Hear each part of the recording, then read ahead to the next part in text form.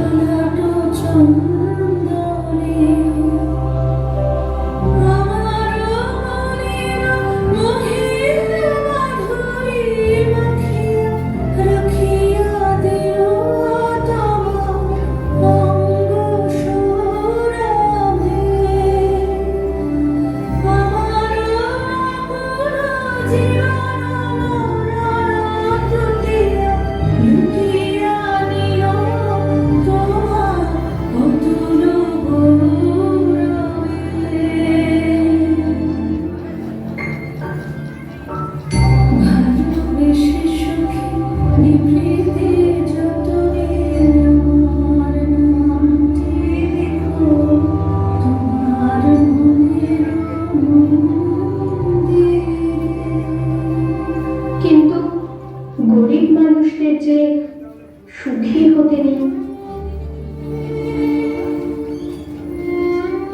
এটাই তো বিধাতার লিখন। প্রতিবেশীদের কুমন্ত্রণায় আমার মা হলেন চরিত্রহীন জমিদারের কাছে। দিন রাতে পাত্র কণ্ঠ করি। আমার শ্বশুর পরিত্যাগ করলেন আমায় নানা কথা বলে।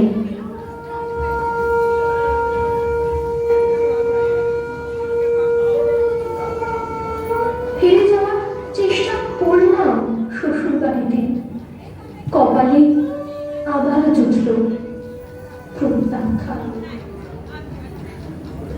ফিরে এলাম বাড়িতে, কিন্তু হায় বিধাতা, কি তোমার খেলা! হারালাম মাকে।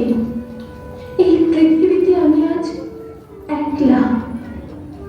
এখন আমি কোথায় যাই, কি করি, কিচ্ছু জানি না।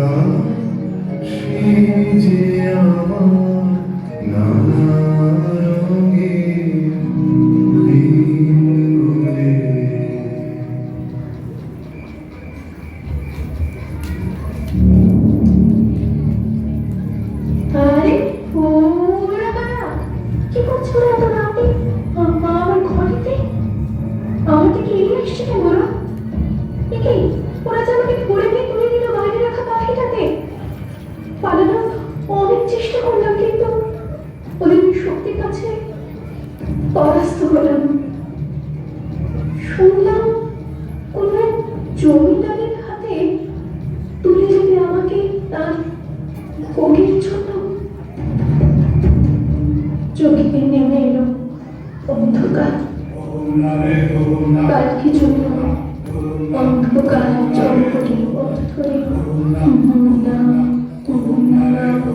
ওম না, ওম না, ওম না রে, ওম না, ওম না, ওম না, ওম না রে, ওম না। পরিসমাপ্তি হলো প্রফুল্লের।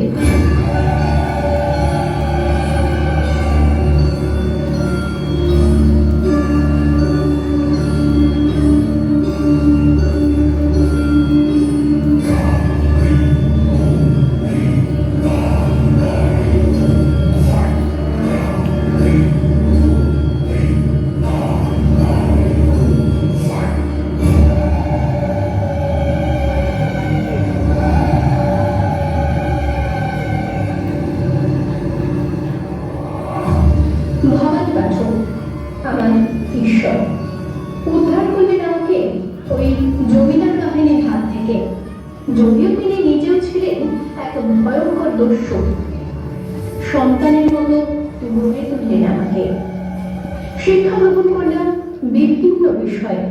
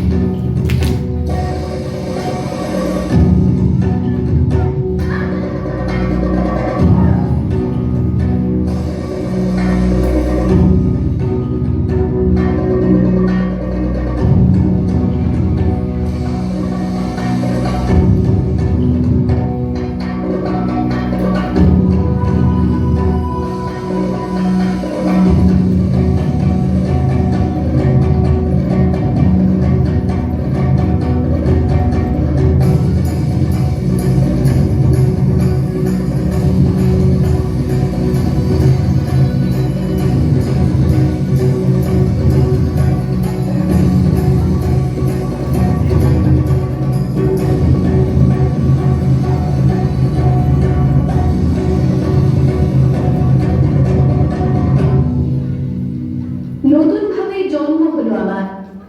দেবী চৌধুরানী রূপে রুখে দাঁড়ালাম গরিবের সপক্ষে, ধনীর বিরুদ্ধে।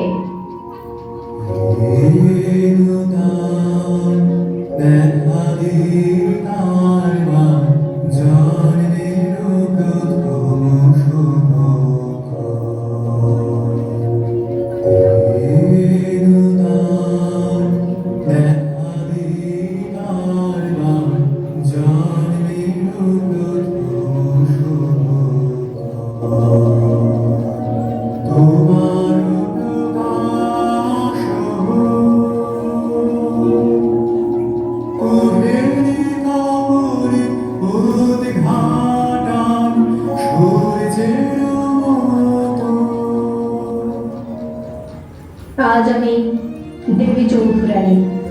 আজ সবাই আমাকে সম্মান করে, ভবানী বাপুকে আশীর্বাদ ধন্য করে। বরু বিজয় লোকে তন উড়াও হে শূন্যে, উড়াও উড়াও হে প্রবলরা, ভুলিলে ধন্য করো, করুণার পুণ্যে ধন্য করো, করো হে তোমার প্রাণ। কিন্তু আজও ঘরের অন্ধকার কোণে কেঁদে চলেছে আমার মতো বহু প্রফুল্ল। কারণ তাদের হাত ধরে উদ্ধার করার জন্য ভবানী পাঠকেরাই তো আজ আর নেই, তাই হারিয়ে গেছে কালকে দেবী চৌধুরানীরাও।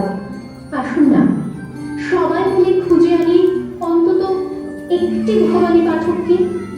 আবার সৃষ্টি করুন তিনি আমার মতো অনেক দেবী চৌধুরানী। গর্জে উঠুক তারা বঞ্চনা লাঞ্ছনার বিরুদ্ধে। তৈরি হোক লিঙ্গ, বর্ণ, জাত, ধনী গরিব নির্বিশেষে এক বৈষম্যহীন সুস্থ সমাজ।